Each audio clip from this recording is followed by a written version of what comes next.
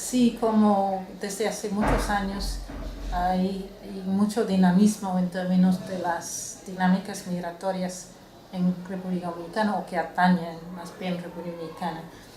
Ya República Dominicana tiene una inmigración significativa desde hace más de un siglo, sobre todo desde el país vecino Haití, pero es apenas ya en los años 60 del siglo pasado que comienza más bien el éxodo ya de emigrantes, ¿no? Después de ser como una emigración relativamente modesta, mayormente política, ya después de la caída de Trujillo, 61, comienza más bien ya esa emigración económica, ¿no? O sea, mano de obra haitiana, ¿verdad? Inicialmente ya la inmigración fue inicialmente para la caña de azúcar, sobre todo los llamados cocolos. Los llamados cocolos, que fueron las personas que vinieron de las islas anglófonas del Caribe, ¿verdad? Claro. Y luego ya con los años se estaban demandando mejores condiciones, estaban integrándose en otras partes de la sociedad, de manera que, y sobre todo después de ya la intervención de los Estados Unidos, la ocupación tanto de Haití como de Dominicana, la mano de obra inmigrante haitiana comienza a tener otro relieve, ¿no? Y porque por un lado lo que se detecta en Haití es un exceso de mano de obra, por otro lado ya comienzan ya las inversiones de los Estados Unidos en las plantaciones ya azucareras acá, de manera que coinciden los intereses, ¿no?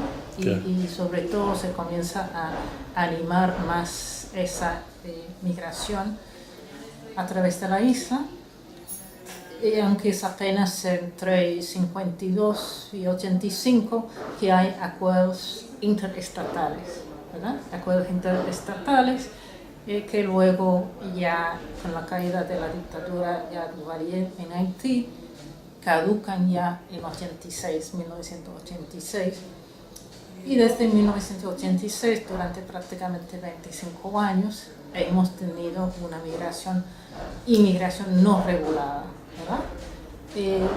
Que por varios motivos se comienza a regular, se comienza a dirigir más atención al alto número de inmigrantes irregulares, después de una sentencia del Tribunal Constitucional de septiembre de 2013, que entre otras cosas ya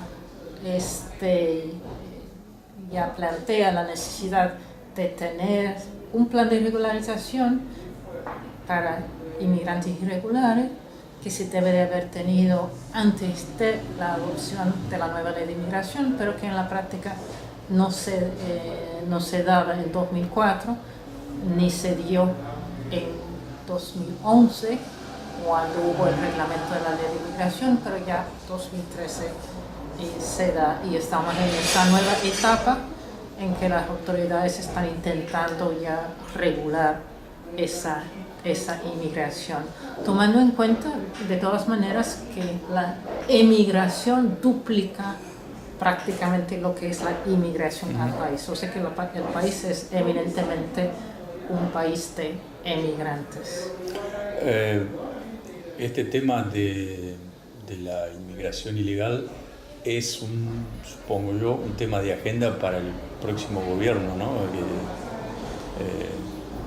Supongo que será prioritario, ¿verdad? O sería deseable, ¿no? Y sí, ese es el tema de la inmigración irregular.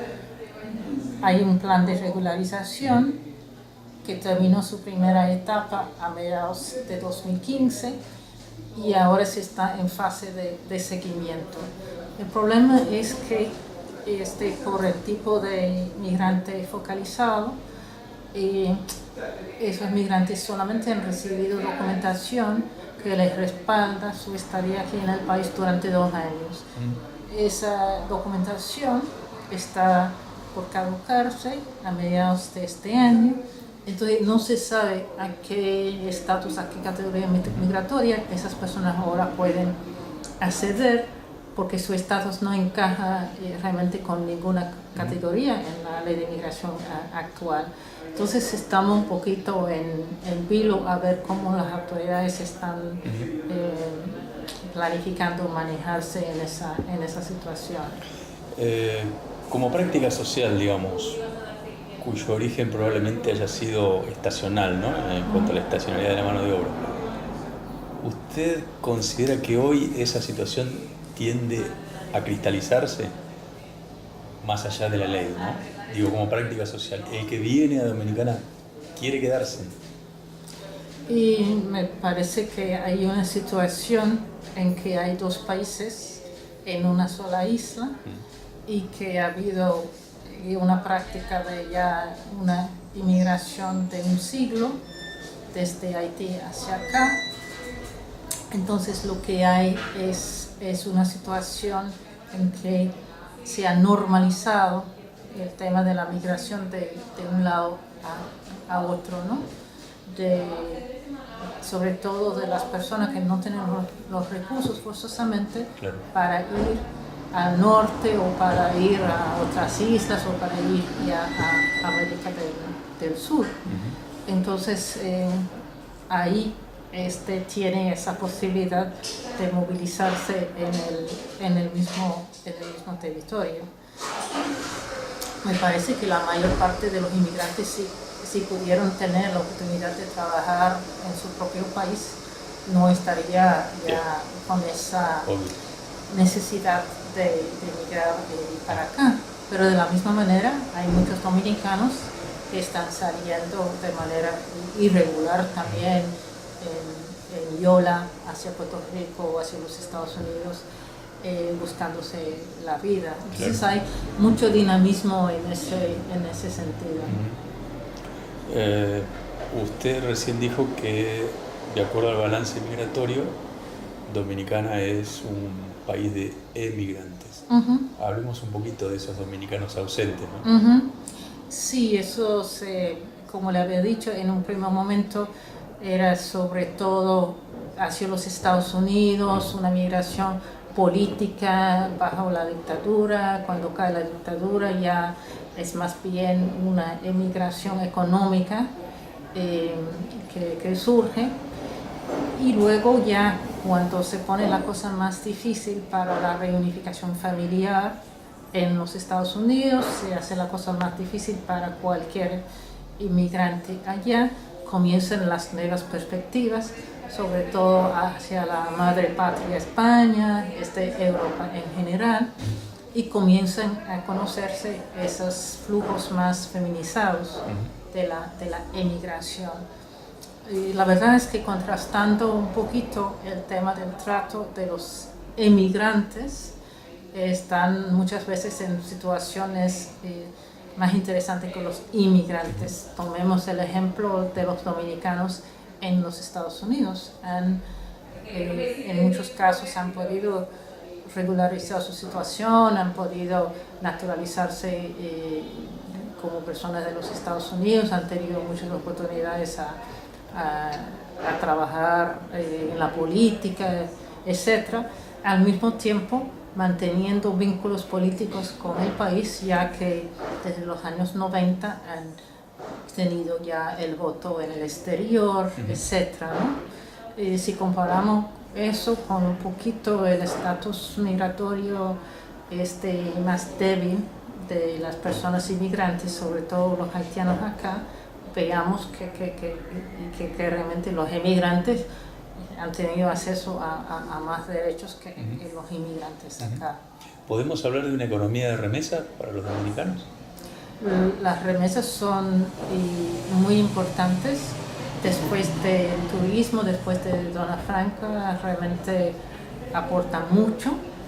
El tema es que hasta ahora ha sido mayormente como un apoyo a nivel de hogares, ¿verdad? Hogares en que apoya el tema de completivo, de educación, de salud, y realmente ha sido difícil canalizar las remesas como ha pasado como en algunos otros países, 3x1 que opera México. Aquí hasta hace poco no se ha estado tomando debidamente en cuenta como el tema de las remesas y el tema de los dominicanos ausentes, cuyo retorno al país no está como muy bien facilitado, claro, hasta hace poco. Brigitte, ¿podemos ver algunos otros aspectos de la región frente al nuevo siglo, ¿no? que estamos compartiendo ya? Por ejemplo, como un aspecto novedoso podemos mencionar el posible entendimiento entre Estados Unidos y Cuba, ¿verdad?